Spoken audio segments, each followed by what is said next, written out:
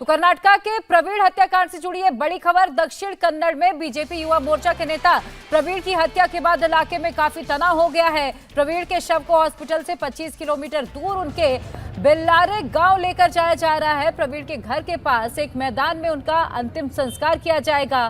प्रवीण की अंतिम यात्रा में लोगों की जबरदस्त भीड़ जुटी हुई है।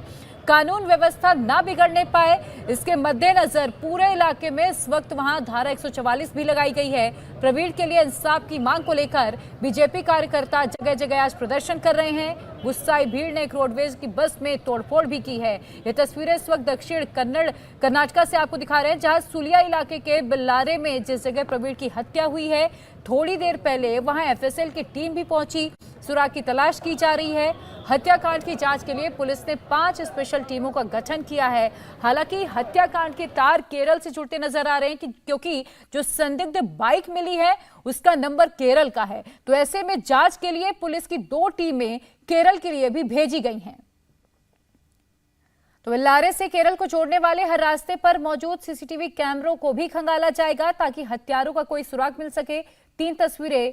बीजेपी के युवा नेता की हत्या कर दी गई। अचानक बाइक सवार लोग आते हैं और उनकी हत्या कर देते हैं। बीजेपी कार्यकर्ताओं में जमकर हंगामा है और ये जो वारदात है ये कल रात की है, जहां दक्षिण कन्नड़ जिले के सुलिया इलाके में बेल्लारे में एक बीजेपी नेता की हत्या कर दी गई। बीजेपी नेता प्रवीण नेटारू बेल्लारे इलाके में अपनी दुकान चलाते हैं। उन पर बाइक सवार अज्ञात बदमाशों ने इस वक्त हमला किया जब वो दुकान बंद करने के बाद अपने घर के लिए लौट रहे थे।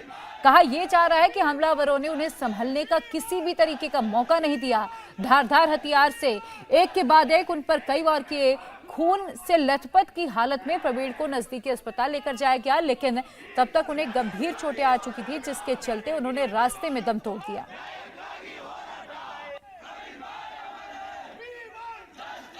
तो बताया यह भी जा रहा है कि हमलावर जिस बाइक से आए थे उस पर केरल का नंबर प्लेट था। पुलिस बॉर्डर को सील कर अब हमलावरों की तलाश कर रही है। रास्ते में तमाम जो सीसीटीवी कैमरे लगे हुए हैं उन्हें खंगालने की भी कोशिश की जा रही है।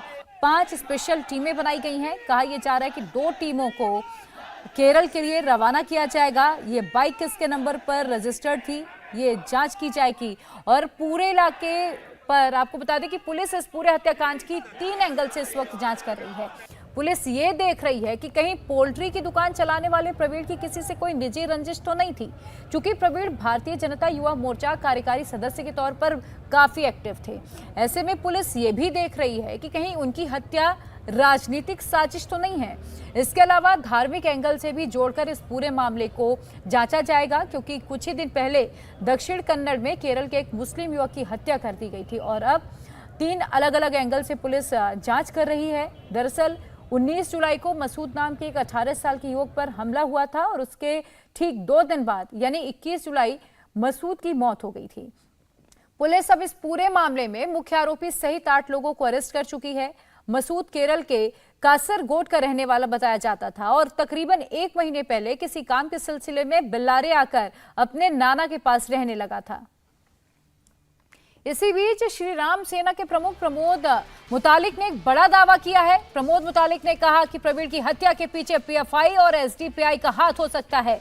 प्रमोद के मुताबिक उन्होंने ये भी कहा कि सरकार से उन्होंने मांग की है कि फौरन पीएफआई और एसडीपीआई को बैन किया जाए। तो अब तक जहां जहां पर भी हिंसा हुई है, चाहे आप कानपुर हिंसा की बात करें, वहां पर भी पीएफआई का कनेक्शन निकलकर सामने आया था। इसके अलावा प्रयागराज में जो हिंसा हुई थी उसमें भी पीएफआई का कनेक्शन निकलकर सामने आया है और अब कर्नाटका में जो कुछ हुआ उस पर भी पीएफआई और एसडीपीआई को बैन करने की मांग उठने लगी है। प्रवीण नेट्टार एक बीजेपी के कार्यकर्ता, हिंदू कार्यकर्ता है। इनका हत्या हो गई है, बर्बर हत्या हो गई है। एसडीपीआई पीएफआई वालों ने ही किया है। केरल को भाग कर गए हैं, ऐसा एक न्यूज आ रहा है। मैं कहता हूं बार बार ये जो हत्या हो रही है, बार बार जो ये दंगल कर रहे हैं, इस्लामिक शक्ति जो कर रहे हैं, इनको रोकने के लिए कर्नाटक सरकार विफल हो गई है। मैं कहता हूं एसडीपीआई पीएफआई जैसे समाज घातक देशद्रोही संगठन है, उनको बैन करना चाहिए। इनको बैन करने के लिए पीछे हट रही है बीजेपी सरकार। तो इनका लाभ लेने के लिए बीजेपी सरकार ले रही है। तो प्रवीण निट्टारू की हत्या के पीछे का क्या मकसद है, हालांकि अभी तक इसका कोई खुलासा नहीं हुआ है। पुलिस की जांच के बाद कई सवालों का जवाब मिलेगा। सवाल सबसे बड़ा ये है कि क्या हत्या के पीछे कोई धार्मिक एंगल है? प्रवीण का कातिल आखिर है कौन? हत्या का केरल से आखिर क्या कनेक्शन है? केरल नंबर वाली बाइक आखिर किसकी है? ये तमाम बड़े सवाल बने हुए हैं। क्या प्रवीण का मर्डर मुस्लिम युवक की हत्या का बदला है? ये तमाम सवाल इस वक्त उठ रहे हैं। प्रवीण की हत्या पर केंद्रीय मंत्री प्रहलाद जोशी का बयान भी सामने आया। उन्होंने कहा कि शुरुआती जांच में एसडीपीआई पीएफआई का लिंक सामने आया है। तो ये प्रहलाद जोशी का एक बड़ा बयान।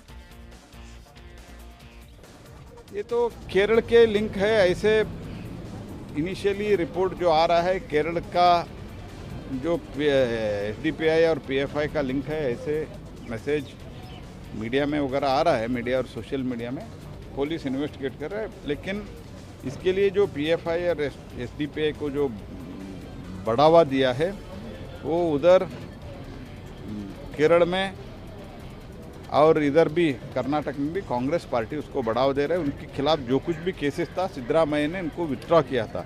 इनको एक तरह से एनकरेजमेंट मिल रहे हैं, इसीलिए। लेकिन हमारे सरकार उधर जो है सख्त कार्रवाई करेगी और जो कल्प्रिट्स है they will be brought to book. India TV हर वक्त हर जगह डाउनलोड करने के लिए सर्च करें India TV news Google Play Store या ऐप स्टोर पर।